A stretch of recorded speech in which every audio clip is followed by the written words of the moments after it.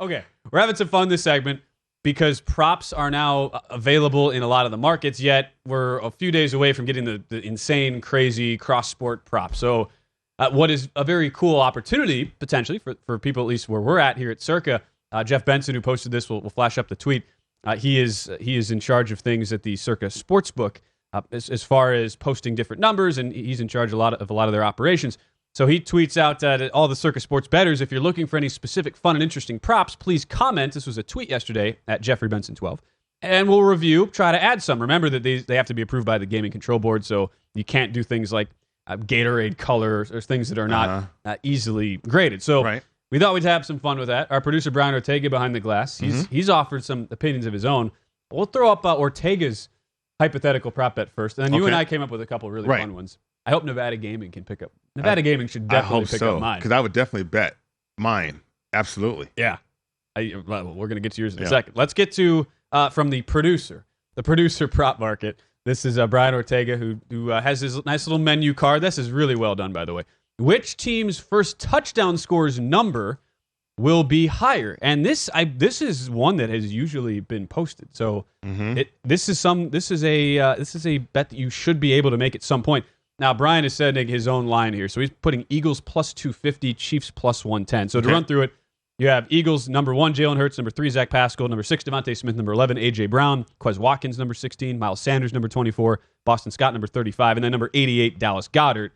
For the Chiefs, you go McKinnon, number 1, Juju Smith-Schuster, number 9, Isaiah Pacheco, number 10, MVS, number 11, Patrick Mahomes, obviously, number 15, Kadarius Toney, number 19, Sky Moore, number 24, Noah Gray, number 83, Travis Kelce, number 87. We should have included Marcus Kemp in there. Now he's apparently part of the rotation. He's in the 85, I believe, for Kansas City. So I'm a little surprised to see the Eagles. This is just a hypothetical number, but you love your tight ends. I do. Would you gravitate toward either? Are you thinking Kelce and Goddard? Those are going to be really popular first touchdown. Touchdown score, the number which would be higher. Yeah, absolutely. They would be right up there in terms of the first touchdown score of this game. Jalen Hurts, too. I mean, look, how many rushing touchdowns does that guy have? A lot of them quarterback sneaks. McKinnon is a sneaky one, too. But, the price on that situation from a prop standpoint is probably going to be where you want to focus at. I mean, and here's the other thing to point out. This is not just like if it's a first, you're not betting just on the first touchdown. It's first touchdown for each team, right? So, if you're kind of handicapping it both ways. So if you Miles Sanders gets in the end zone first and you feel good about Philadelphia and they score first, well, you have to wait and see what happens for Kansas City. So I would argue that the reason with the hypothetical line here is Chiefs plus 110, again, hypothetical, because the odds of Travis Kelce are much higher for him scoring the Chiefs' first touchdown than, say, any other player, any individual player for the Eagles, with how much more spread out their general skill position players are. That's the way I would look at it. Yeah. I mean, this is fun. This is a fun one. But you spend too much time thinking about that, too, though, from a prop standpoint. You think or no? I mean, yes, we have 2 weeks where that's all we're thinking about. Good point.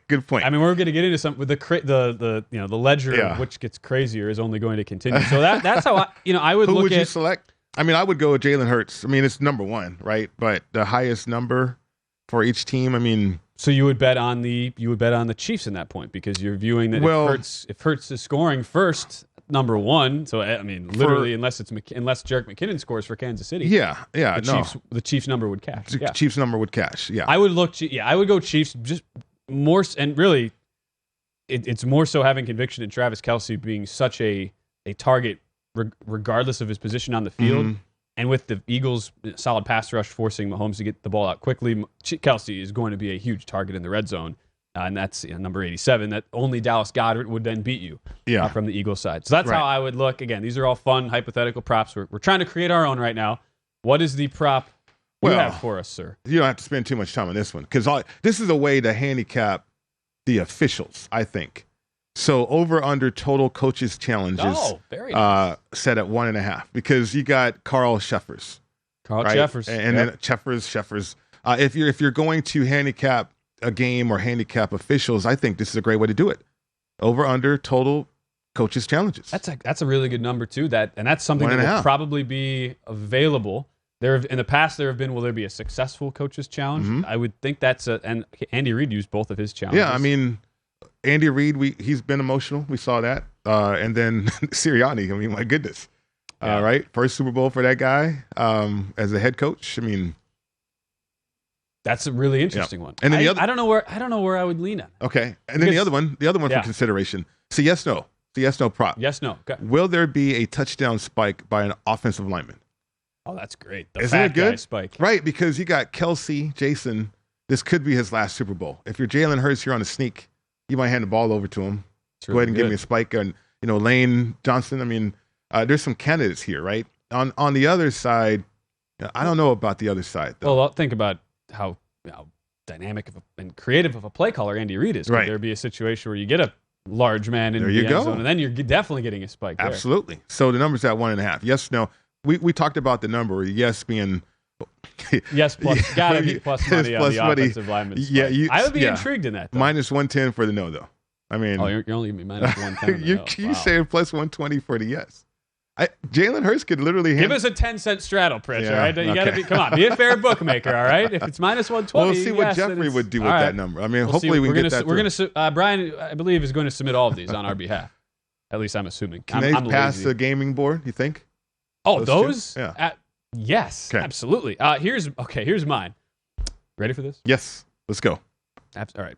Might have to explain this a couple times. Here's my hypothetical fun prop for the Super Bowl that I would like the gaming board to approve. Will there be more penalty flags thrown by Carl Jeffers' crew, or will there be a lower winning score by the winner of the AT&T Pebble Beach ProAm this Sunday in California? Okay, I am setting the line at. So what is higher, right? What number is? What is more flags thrown, or the lower score of the winner of the AT&T Pebble Beach ProAm? I set the AT&T Pebble Beach ProAm on the line. I would set it minus 2.5 because over the last 13 years, average winning score is 17.5 under at the AT&T Pebble Beach ProAm. I'm gonna round up to minus 18. I'm gonna assume the winning score is minus 18. And Carl Jeffers' crew, I bring this up because officiating is going to be a big talking point coming in with all the flags thrown in the conference championship weekend. Carl Jeffers' crew averaged 16 flags thrown per game, the most of any in the NFL. So that's why I come to that number of minus 2.5.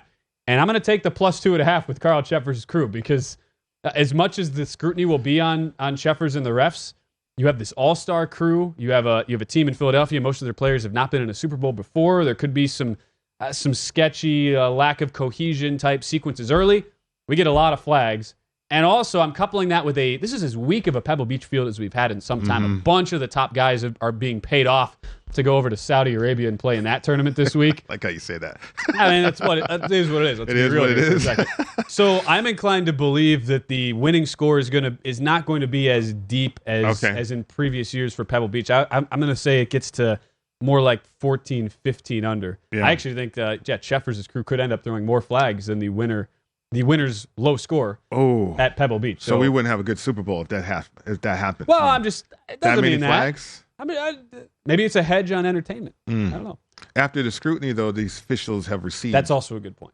From the conference championships, would they really participate in throwing that many flags, or would they let these two teams decide? Well, this is not accepted flags. Yeah. It's just flags in general that are thrown. So flag happy. Winner of AT&T Pebble Beach minus 2.5. What about the their conditions? Low score over weather conditions out in Pebble?